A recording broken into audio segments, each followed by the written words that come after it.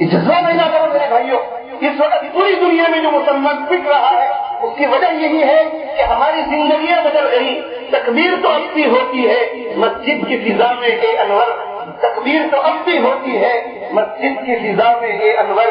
جس ضرب سے دل گر جاتے تھے وہ ضرب لگانا بھول گئے. لگاتا تھا جب نعرہ تو خیبر توڑ دیتا تھا, لگاتا تھا جب نعرہ تو خیبر توڑ دیتا تھا. حکم دیتا تھا سمندر کو تو رستہ چھوڑ دیتا تھا.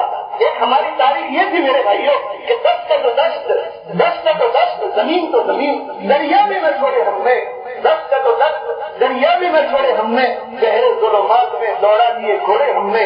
ایک ہماری اور ہمارے اسلاف کی یہ تاریخ تھی. اور آج دنیا میں ہم آئے تو ہماری حالت یہ ہو گئی کہ مسلمانوں میں خون باقی نہیں ہے, محبت کا جنون باقی نہیں ہے, سفید کش دل پریشان سجدہ کے ذوق کے جذبے اندر باقی نہیں ہے. مسلمانوں میں خون باقی نہیں, مسلمانوں میں خون باقی نہیں, محبت کا جنون باقی نہیں. اب وہ طاقت, اب وہ ہمت, اب وہ جذبات, اب وہ جفاکشی, اب وہ قناعت, اب وہ سادگی کہاں نہیں. مسلمانوں میں خون باقی نہیں ہے, محبت کا جنون باقی نہیں ہے. کہاں ہے وہ محبت کا جنون؟ ایک صحابی گرتا ہے, پانی لایا جاتا ہے, اس کے پڑوس میں دوسرا گرتا ہے, اشارہ کرتا ہے کہ اس کو پلا دو. تیسرا گرتا ہے, دوسرا اشارہ کرتا ہے اس کو پلا دو. چوتھا گرتا ہے, تیسرا اشارہ کرتا ہے اس کو پلا دو. پانچواں گرتا ہے, چوتھا اشارہ کرتا ہے کہ اس کو پلا دو. اللہ کے محبوب پیغمبر صلی اللہ علیہ وسلم ارشاد فرماتے ہیں کہ جب کوئی مر رہا ہوتا ہے, اس کی روح نکل رہی ہوتی ہے, اس وقت اسے اتنی پیاس لگتی ہے, اتنی پیاس لگتی ہے کہ اگر 7 سمندروں کا پانی بھی پلا دیا جائے اس کی پیاس کی بجھتی نہیں. کتنا شدید پیاس کا تقاضا. لیکن محبت کا جنون ایسا, اسے پلا دو, اسے پلا دو, اسے پلا دو, اسے پلا دو. جب 7واں گرا, چھٹے نے کہا کہ اسے پلا دو. صحابی کہتے ہیں کہ میں جب 7ویں کے پاس پہنچا اس کی روح نکل چکی تھی, جلدی سے چھٹے کے پاس آیا, اس کی بھی روح نکل چکی تھی. 5ویں کے پاس آیا, اس کی بھی روح نکل چکی تھی. ہر ایک اپنے بھائی کی پیاس بجھانے کے خاطر دنیا سے پیاس آ گیا. لیکن میرے بھائیوں نے ایک وقت پانی پینا گوارا نہیں کیا. یہ تھا مسلمانوں کی محبت کا جنون. مسلمانوں میں خون باقی نہیں ہے, محبت کا جنون باقی نہیں ہے. سفید گج, آج ہماری سفید ٹیڑھی, ایک مسجد والا اس رخ پہ تو دوسری مسجد والا اس رخ پہ, ایک جماعت والا اس رخ پہ, دوسری جماعت والا اس رخ پہ. میرے بھائیوں دنیاوی معاملات میں تو ہمارے اختلافات تھے ہی, لیکن دینی کاموں میں بھی ہمارے اختلافات. ایک جماعت اس طرف, دوسری جماعت اس طرف, یہ مسجد اس طرف, دوسری مسجد اس طرف, ایک مدرسہ اس طرف, دوسرا مدرسہ اس طرف. مسلمانوں میں خون باقی نہیں ہے, محبت کا جنون باقی نہیں ہے. سفید گج دل پریشان. اب تک سفید ٹوٹی ہوئی ہے, ایک اس رخ پہ تو ایک اس رخ پہ, آپس میں جھگڑے مقابلے اور ہر شخص ہوائے نفسانی میں مبتلا, تو دل ہمیشہ پریشان رہے گا. پریشان پریشان. وہ لوگ محبت کا جنون رکھتے تھے تو ایک دوسرے کی ترقی کو دیکھ کر خوش ہوتے تھے. ہم محبت کا جنون نہیں, ہم حسد کا جنون رکھتے ہیں, اس لیے ایک دوسرے کی ترقی کو دیکھ کر پریشان رہتے ہیں. میرے بھائیوں یہ حسد کی جو آگ ہے یہ بہت خطرناک ہے. حضرت مولانا محمد احمد صاحب رحمہ اللہ تعالیٰ ارشاد فرماتے ہیں, حسد کی آگ میں کیوں جل رہے ہو, حسد کی آگ میں کیوں جل رہے ہو, کبھی افسوس کیوں مل رہے ہو, خدا کے فیصلوں سے کیوں ہو ناراض, ارے جہنم کی طرف کیوں چل رہے ہو. ان میں محبت کا جنون تھا, ہمارے اندر حسد کا جنون, ان میں محبت کا جنون تھا. جس نے خود قربانی دے کر اپنے بھائی کو پانی پلاتا تھا, خود قربانی دے کر اپنے بھائی کا پیٹ بھرتا تھا, خود قربانی دے کر اپنے بھائی کو کپڑا پہناتا تھا, خود قربانی دے کر اپنے بھائی کے سر کو چھت کے نیچے رکھتا تھا. وہ قربانی دیتے تھے اس لیے کہ وہاں محبت کا جنون تھا. اور آج ہم لوگوں کو بیا میں رکھتے ہیں, لوگوں کو بھوکا رکھتے ہیں, لوگوں کی جڑیں اکھیڑتے ہیں اور ایک دوسرے کے دستوں گریباں ہوتے ہیں, اس لیے کہ محبت کا جنون باقی نہیں رہا.